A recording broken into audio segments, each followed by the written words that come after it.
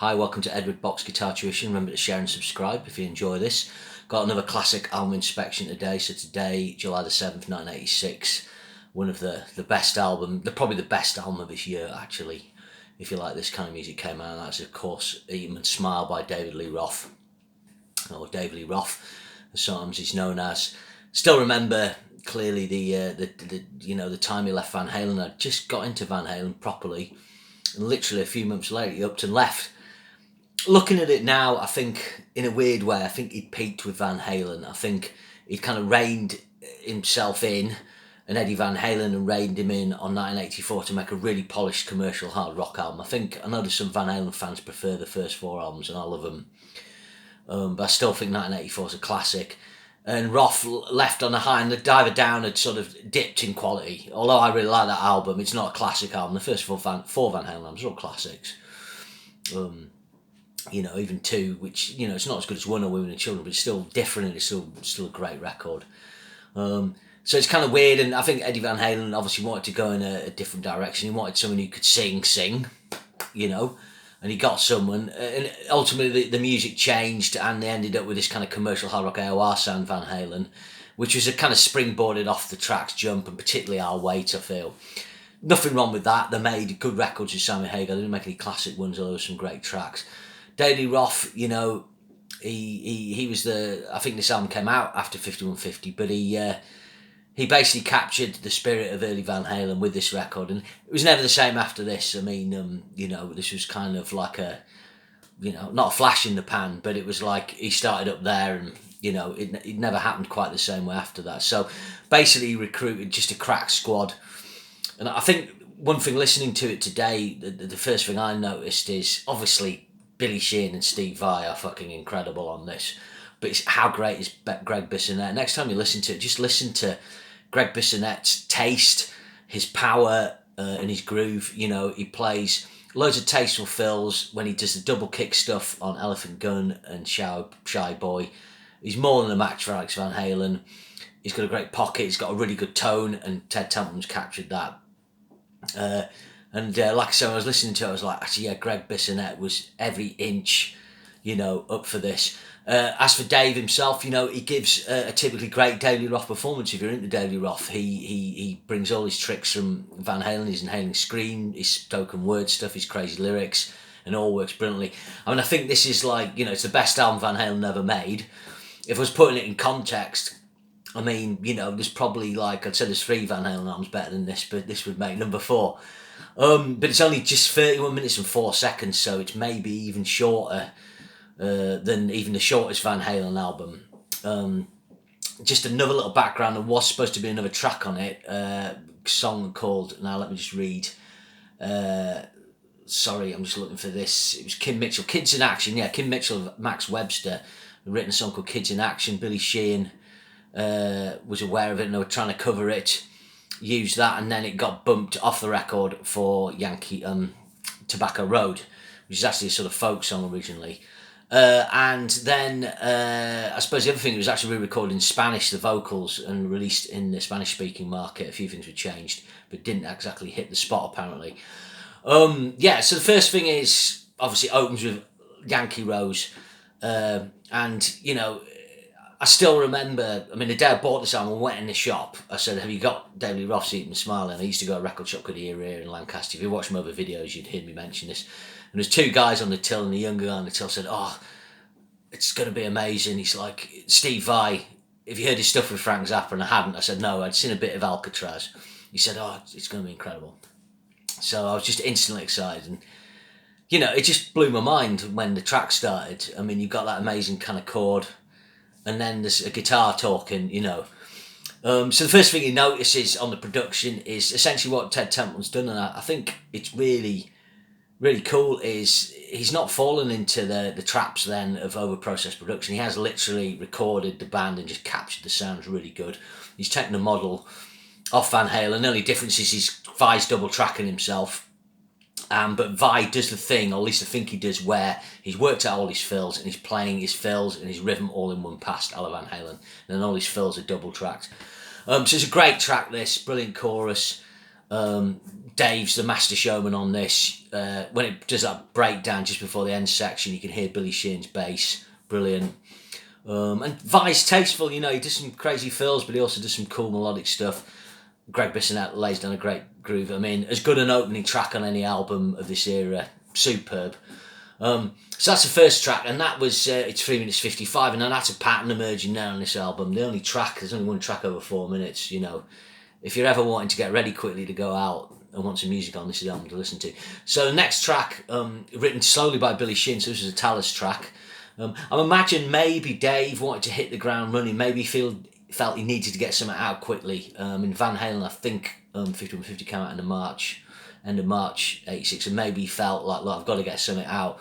So he was like, look, guys, have you got any songs? And that would explain doing the Tobacco Road cover and ditching the Kim Mitchell song. Shy Boy's a great track. I've got to admit, I didn't like it as much. I never used to like this track as much when I was younger. I don't know why, but you got a crazy Vai solo, you got amazing unison lines of Vai and Sheehan.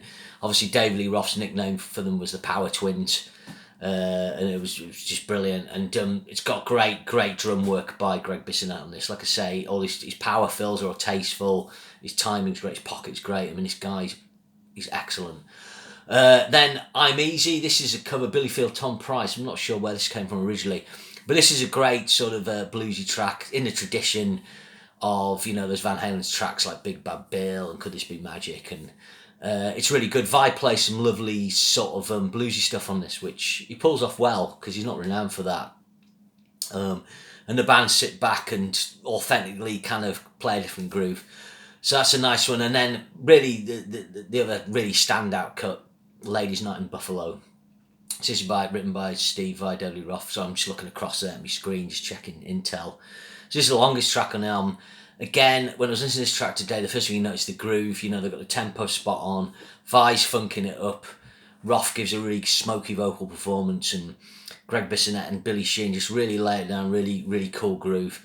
Phenomenal Vai solo on this. Guitarists will recognise that he plays the classic 2-string major 7 lick. So this lick, loads of guitarists use it.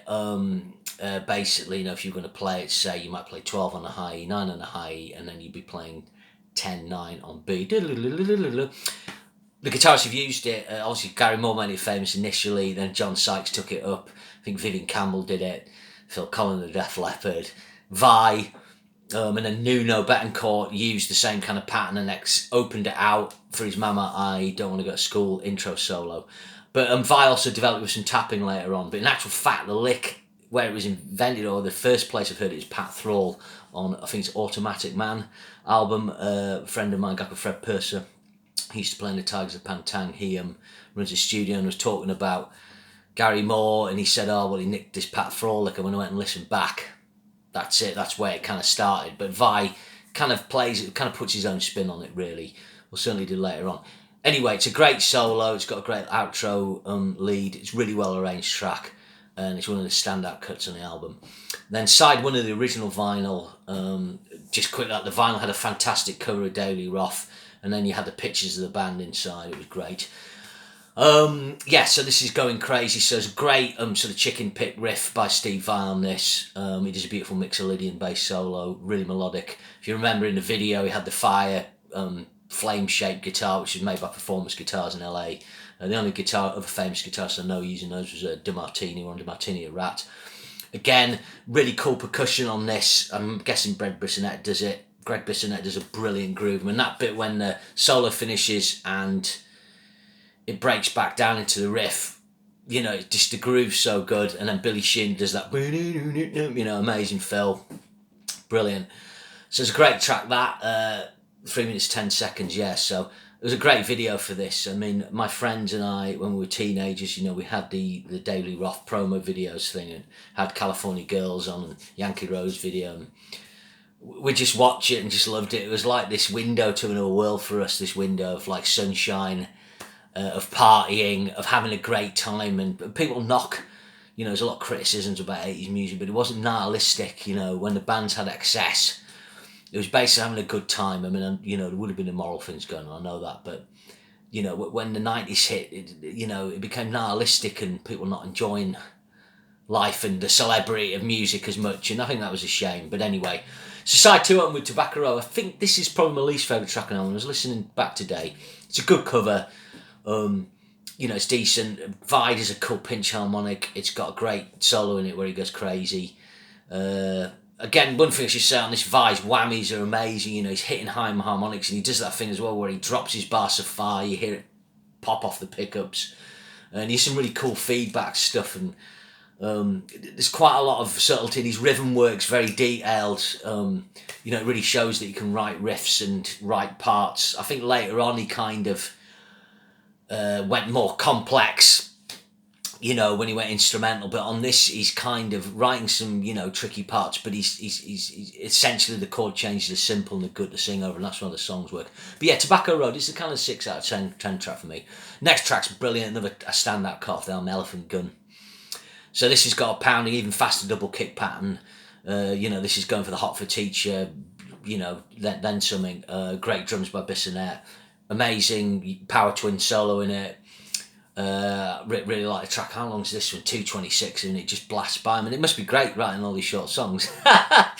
You know, blink and you'll miss, but it's brilliant. You know, songs are so long now. You know, I mean, I've been writing some songs recently. I'm trying to get them under 4 minutes. It's a challenge. And some are over 4, but you know, these guys were just blasting them out. So that's a great track. It's a Roth and Vai composition. And the next track is Big Trouble. So this contains probably, you know, not only Steve Vai's greatest solo, one of the great solos of its era. He uses two-handed tapping with, you know, utilising more than two fingers on this hand. Well, just your 2 fingers, but he's going across the strings. But he plays the solos outside. So what he effectively does is two-handed tapping to kind of mimic the type of solo Alan Holdsworth might do. And it starts off in key, you know, pentatonic, but then he goes out, and it's amazing. I mean, it just blew my mind at the time. I'm just like, how's he doing that? You know, he uses the back of the bar, and he does the thing where he presses the bar so hard it frets out off the string, and you get that squeaky, that cat sort of sound. It's beautifully played. But what's interesting about this is a groove again. You know, you know, again, Bissonette and Shane are sitting back and just laying down a nice groove. And then Roth almost raps over the top. Again, he does it brilliantly. I love the lyrics on this. I'm not sure what they're about, but it's like he's spinning a little story.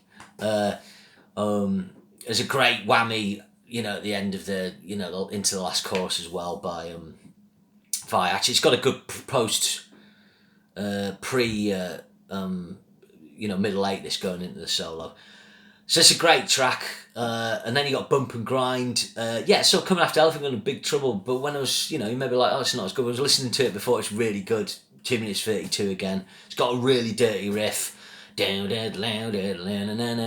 it's a great groove. Pretty funky.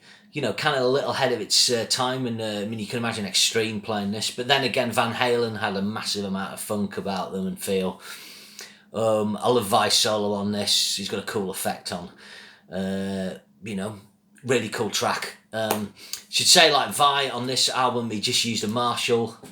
I think whether he used some carving amp, I'm not sure.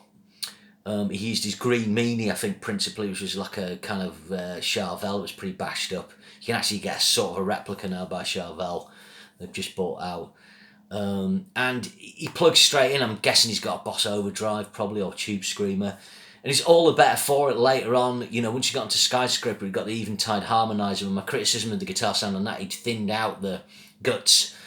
And then he kind of carried on with that sound on Slip of the Tongue and so on, sort of more processed. And he did some brilliant work on all those albums, you know, my admiration's total. But I think on this album, it's like if you watch the Crossroads when he duels in Crossroads, it's that type of playing. It's kind of, I think Crossroads maybe just comes after Alcatraz. And if you listen to his playing on Flexible and Disturbing the Peace, you can hear a lot of the licks and a lot of the ideas are on Eat and Smile are actually on those albums. But they're kind of refined on this record, but played with more guts. There's a real balls here. I think Roth and Ted Templeman have kind of just delved right into Vai and just pulled out something a little extra.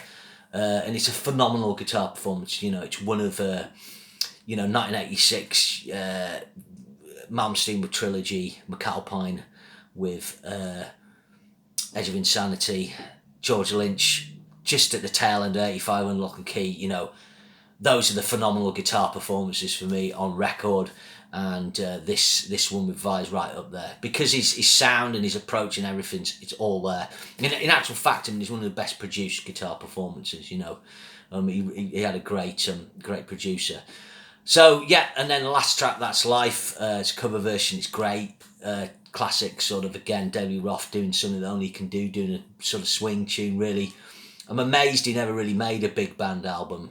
If he could have made it at the right time, when that was popular, maybe he could have had a second career as a crooner, because he really can do all that stuff. But I think, again, this shows the band's ability to nail a different style of tune. You know, they're all really skilled musicians, and they just, you know, sit back, find some really cool sort of Hendrixy type fills, and it's great. So, you know, in summarising, this album, you know, I've just looking here actually, Steve Vai does the horn arrangements on I'm Easy. Cool. So yeah, Billy Sheehan is backing vocals as well.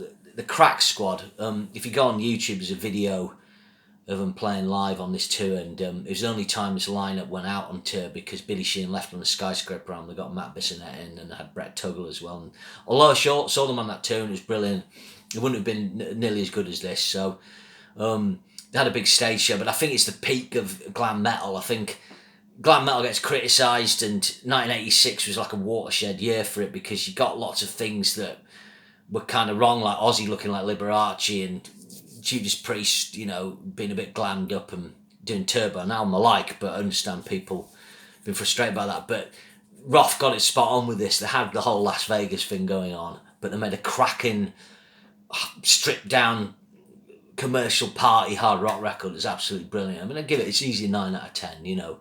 Listening to today, I was sort of pleasantly, I wasn't surprised that I really loved it still, but just the kind of depth to it, actually, in 31 minutes, they really do take a lovely journey.